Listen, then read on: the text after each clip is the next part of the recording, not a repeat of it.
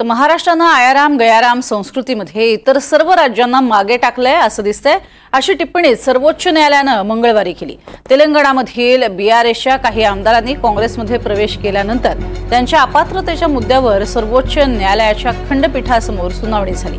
त्यावेळेला सर्वोच्च न्यायालयानं महाराष्ट्रातील राजकीय घडामोडींबद्दल निरीक्षण नोंदवलं। राज्यघटनेच्या 10व्या परिशिष्टामध्ये राजकीय पक्षांतरांना आळा घालण्यासाठी तरतुदी आहेत। मात्र अपात्रतेच्या याचिकांवरती दीर्घकाळ कोणतीही कार्यवाही न केल्यामुळे हे परिशिष्ट अर्थहीन होत असल्याचं न्यायालयानं नमूद केलंय। अलीकडील वर्षांमध्ये महाराष्ट्र अन्य सर्व राज्यांच्या पुढे गेलाय असंही न्यायमूर्ती गवई यांनी म्हटलंय। आणि या संदर्भात माहिती घेणार आहोत। राहुल कुलकर्णी आपल्या सोबत आहेत। राहुल, या संपूर्ण प्रकरणामध्ये आपण गेल्या काही वर्षांमधनं घडत असलेल्या अभूतपूर्व अशा घटना याच त्यामागचं सगळ्यात प्रमुख कारण आणि त्यात न्यायमूर्तींनी अशा पद्धतीची टिप्पणी करावी हे महाराष्ट्रासाठी किती लाजिरवाणं किंवा महाराष्ट्राच्या राजकीय नेत्यांसाठी किती उपरोधिक? अर्थात उपरोधिक आहे आणि ही टिप्पणी आहे ती काही अंतिम निवडण्याचा भाग असणार नाही। भूषण गवई तसे नागपूरचे आहेत आणि पुढे चालून ते कदाचित सरन्यायाधीश पण होतील। तर त्यांच्या ते आणि त्यांचे इतर दोन सहकारी अशी मिळून जेव्हा तेलंगणा संदर्भातली ही सुनावणी सुरू आहे तेव्हा ते म्हणालेले आहेत आणि त्याचा जो रोख आहे तो परिशिष्ट 10 वरती आहे। आता आपल्याला माहिती आहे की हरियाणामध्ये जे आयाराम नावाचे आमदार होते त्याने 2 दिवसात 4 वेळेला पक्ष बदललेला होता आणि त्यानंतर देशाच्या राजकारणामध्ये आयाराम गयाराम ही संस्कृती आली।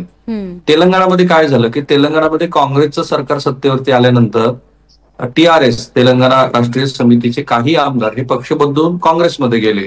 काँग्रेसमध्ये गेल्यानंतर सुद्धा टीआरएसच्या मूळच्या पक्षामध्ये पक्ष सोडत असल्याचा कोणताही भाव त्यांनी व्यक्त केला नाही आणि तेलंगणाच्या विधिमंडळाचे जे अध्यक्ष आहेत त्यांनी जसं राहुल नार्वेकर यांनी केलं की विशिष्ट मुदतीमध्ये निर्णय घेतला नाही त्याबद्दल आता ह्या याचिका सर्वोच्च न्यायालयामध्ये सुनावणीला आलेल्या आहेत।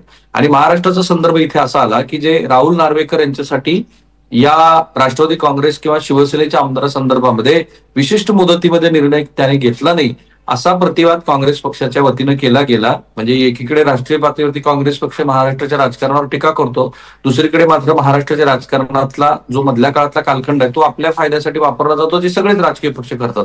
तेव्हा भूषण गवई यांनी ही टिप्पणी केली आहे की आता हरियाणाला मागं टाकून महाराष्ट्रामध्ये सुद्धा आयाराम गयाराम संस्कृती ही आता देशातलं एक मोठं उदाहरण बनलेली आहे।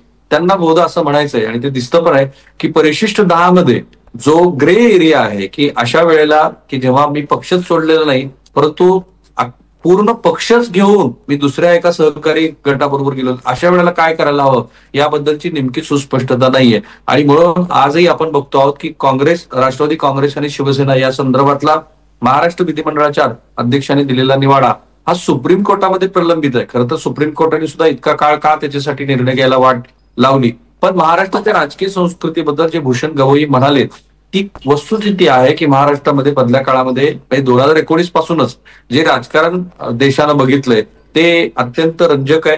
आणि आता आयाराम गयाराम संस्कृती ही आता सर्वोच्च न्यायालयानेच महाराष्ट्राबरोबर जोडलेली असल्यामुळं पुढे या संदर्भात चर्चा होत राहील। पण फंडामेंटली घटनात्मक जे मुद्दे आहेत ते हेच आहेत की परिशिष्ट 10 संदर्भामध्ये अजूनही कोणतीही सुस्पष्टता आलेली नाही आणि ती आणण्याची जबाबदारी खरं म्हणजे आता सर्वोच्च न्यायालयावरती आहे। नुसती टिप्पणी त्यांनी केली इथपर्यंत ते थांबणार नाही, पुढे चालून परिशिष्ट 10 बद्दल ते काही बोलतात का? आणि असं आहे पुन्हा प्रज्ञा की या संदर्भातला निवाडा देण्याचा अधिकार हा सर्वोच्च न्यायालयाला आहे। पुढच्या आठवड्यामध्ये शिवसेना आणि राष्ट्रवादी काँग्रेस संदर्भातली सुनावणी होणार आहे, पण ती तरी होईल की नाही याबद्दलची शाश्वती कोणी देऊ शकत नाही। नक्कीच गेल्या काही काळापासून ही प्रकरणं अर्थातच प्रलंबित आहेत, त्याचे न्याय निवाडे कधी होणार ह्याचीच प्रतीक्षा जास्त आहे। त्यामुळे तुम्ही म्हणताय तसं परिशिष्ट 10 संदर्भात आता काय मोठा निर्णय होतो का हेच पाहणं महत्त्वाचं ठरेल। तुर्तास धन्यवाद या माहितीसाठी।